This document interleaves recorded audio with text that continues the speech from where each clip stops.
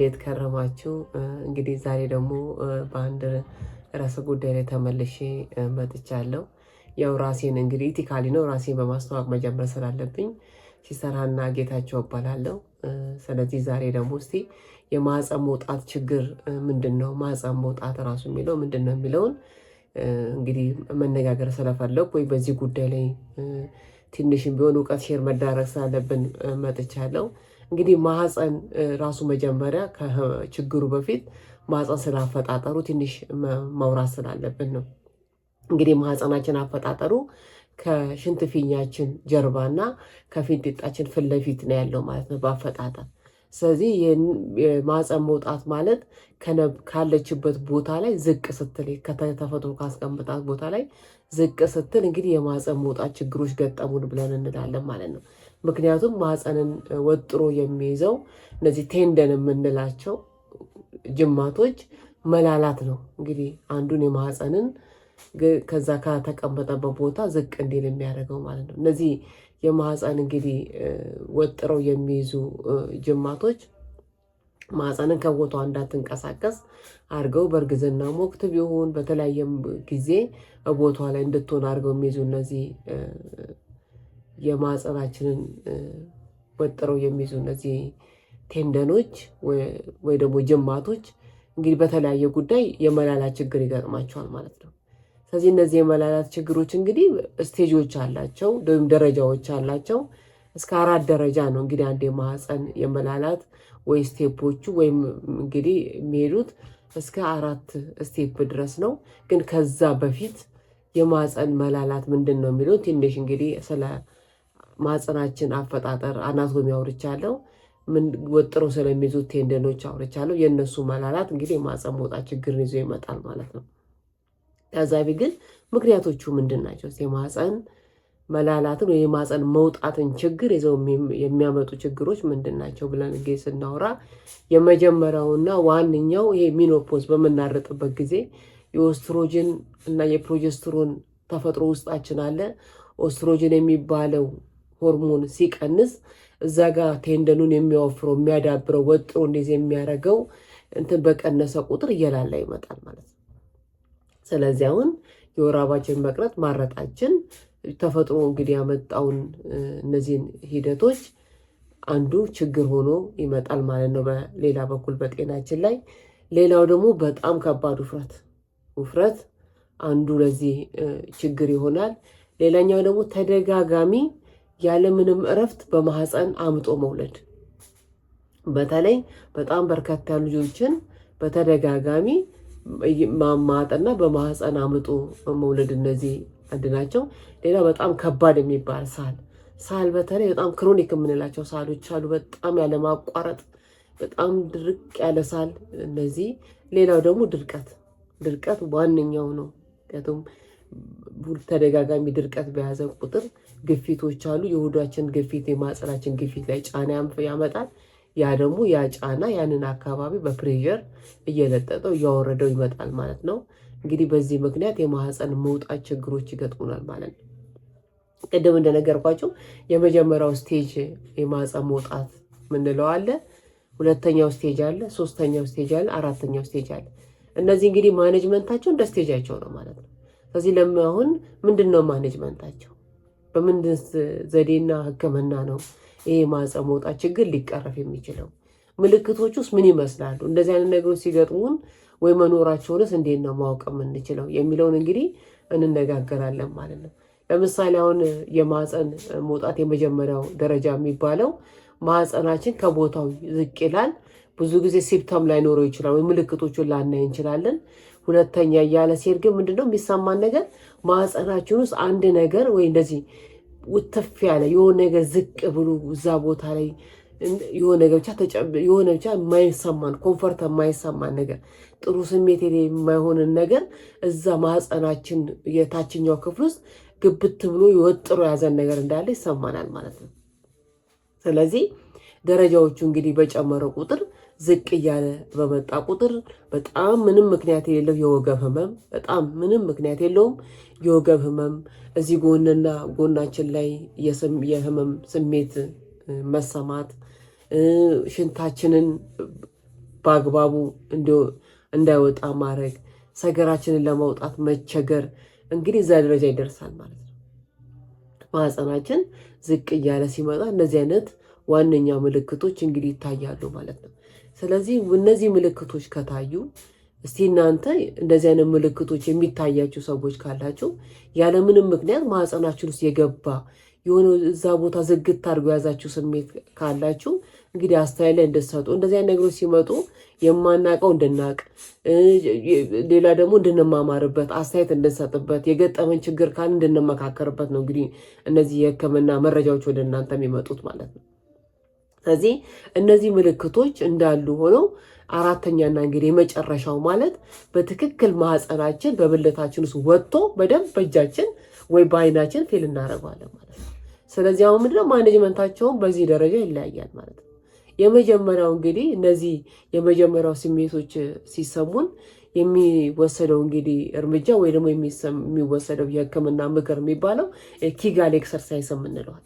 ኪጋል ኤክሰርሳይዝ እንግዲህ ማለት አንድ ሴት ለምሳሌ በየትኛውም ቦታ የትኛውም ሁኔታ ላይ ስራም ቦታ የትም ቦታ ሆና ልትሰራው የምትችልና በጣም ቀላል የሆነ ኤክሰርሳይዝ ነው ማለት ነው። እሱ ኤክሰርሳይዝ ማለት ምን ማለት ነው? ልክ አሁን ለምሳሌ ፈስ ሊወጣ ሲል ወይ ሽንታችንን ሲወጥረን እዚህ ጋር መውጣት የለበትም እዚህ ጋር ቦታ የለም ልሸናችን የምንልበት ቦታ ላይ በጣም ቆንጥጠን እንይዛለን ማለት ነው። ሽንታችን እንዳይወጣ ፈሳችን እንዳይወጣ ቆንጥጠን እንይዛለን ማለት ይሄ ኤክሰርሳይዝ ማለት ቆንጥጠን እንይዛለን ለ5 ደቂቃ 5 ደቂቃ ደግሞ ለቀቅ እያደረግን 5 ደቂቃ ቆንጠጥ እያደረግን 5 ደቂቃ ለቀቅ እያደረግን ይሄን ኤክሰርሳይዝ ቢያንስ ከ5 ጊዜ በላይ በቀን መስራት አለብን ማለት ነው። ይሄ ምንድነው እንግዲህ የሚያደርገው አንደኛ እዚህ የታችኛው የጡንቻችን እንትን ያዳብረዋል። ይሄ ኤክሰርሳይዝ ጥንካሬ ይሰጠዋል፣ ጅማቶቹን ያጠነክርልናል። ስለዚህ እነዚህ የመጀመሪያዎቹ እንደውም ያለምንም እንትን በስፖርት ብቻ ያለምንም የህክምና ድጋፍ በምክር ብቻ እነዚህን ማስተካከል እንችላለን። የመጀመሪያው ደረጃ ማለት ነው። ሌላው ግን እየቀጠለ ሲመጣ የቀለበት ህክምናዎች የሚባሉ አሉ። እነዚህ የቀለበት ህክምናዎች እንግዲህ የተለያዩ በተፈጥሮ ማህፀናችን የተለያየ ሳይዞች አለው። የቀለበት ህክምናዎቹ እንግዲህ በራሳችን የምናደርገው ሳይሆን ከሙያተኛ ጋር ተመካክረን ሙያተኞቹ የማህፀናችን ልክ አይተው ያንን ቀለበት ያዙልናል ማለት ነው። እንግዲህ ያ ቀለበት ማለት ማህፀናችን ውስጥ ገብቶ የማህፀናችንን ግድግዳ ደግፎ ነው የሚይዘው። እሱ እንግዲህ ቀለበት ውስጣችን መቀመጥ አለበት። በየጊዜው እየወጣ መጸዳት አለበት። ሌላው ደግሞ ግንኙነት ስናደርግ መውጣት አለበት ማለት ነው። እንግዲህ እነዚህ ቀለበቶች እንደ ማህፀናችን ሳይዝ መጠን እንደ ችግሩ እንግዲህ ታይተው ይታዘዛሉ ማለት ነው። አንዳንዴ እነዚህ አይነት መረጃዎች ሲኖሩን ዝም ብለን ከፋርማሲ ገዝተን ቀለበቶችን መጠቀም በጣም ብዙ ችግሮችን ይዞ ሊመጣል ማለት ነው። ምክንያቱም ማህፀናችን በጣም ሴንሲቲቭ ነው፣ በጣም ንጹህ ነው ኢንቫይሮመንቱ። እኛ አንዳንዴ ካለ ንጽህና ወይ ደግሞ ንጽህናውን ያልጠበቀ አጠቃቀም እንጠቀም ከሆነ ራሳችን ለኢንፌክሽን እናጋልጣለን ማለት ነው። እንደዛ እንዳይሆን መሆን ያለበት ምንድነው? የመጀመሪያ ሲምፕተሙን ማወቅ ነው፣ ምልክቶቹን ማወቅ ነው። ምልክቶቹ ሲሰሙን ወደ ህክምና መጥቶ እንግዲህ ወደሚመለከታቸው በዚህ እውቀት አላቸው ከምንላቸው ሰዎች መነጋገር ነው። ከዛ በኋላ እንግዲህ የመጀመሪያው የስፖርቱ ነው። ቀጥሎ ደግሞ የቀለበቱ ህክምና ነው። እንግዲህ የቀለበቶቹ ህክምናዎች እንዳልኳችሁ ሳይዛ የማህፀናችን ሳይዝ ስለሚላይ በህክምና ሙያተኞች ይታዘዛሉ ማለት ነው። ስለዚህ እነሱን እየተጠቀምን እነሱን የመጠቀም ፍላጎትም ሊኖር ይገባል። ስለዚህ በጣም ያግዙናል እነዚህ የቀለበት ህክምናዎች። ሌላውና የመጨረሻው የምንለው እንግዲህ ምንድነው? ማህፀናችን በጣም ቦታውን ለቆ ከወጣ እንግዲህ ማኔጅ መደረግ ያለበት በሰርጂካል ኮሬክሽን ነው ማለት ወይ ደግሞ በኦፕሬሽን እንደ ሁኔታው ማህፀናችን ወይም እስከ መውጣት ሊደርስ ይችላል፣ ወይ ደግሞ እነዚህ የረገቡትን ጅማቶች ተወጥረው ቦታቸው ማህፀን እንድትመለስ ተደርጎ ሊሰራ ይችላል ማለት ነው። እንግዲህ እነዚህ ሁሉ ስቴፖች አሁን የሚያስፈልጉት ምንድነው? እኛ ማወቅ ያለብን ነገር ምንድነው? መጀመሪያ ከሚመጣበትን ችግር ማወቅና መቅረፍ ነው። ምክንያቱም አንድን የሚያመጡ ችግሮችን አውቀን ከቀረፍን ለችግሩ እንዳንጋለጥ ይረዳናል። የመጀመሪያው ለችግሩ እንዳንጋለጥ ይረዳናል። መከላከል ላይና ባመዘነ ሁኔታ ነው እንግዲህ ህይወታችንን ጤናችንን መምራት ያለብን። ከተከሰተ ደግሞ ነገሮቹ ሳይቆዩ ችግር ሳይፈጥሩ ወደ ኢንፌክሽን ሳይቀየር እኛ ራሳችን እነዚህ ምልክቶችን ለይተን በማወቅ ወደ ህክምና መተን መመካከር አለብን ማለት ነው። ብዙ ጊዜ እንዲህ አይነት ነገሮች በጣም ብዙ ጊዜ አይነገሩም። እኛም ስሜቱን ቶሎ ላናውቀው እንችላለን። ብናውቀውም እንዲህ አይነት ነገሮች እንደ ነውር ልንቆጥርና ላናማክር እንችላለን።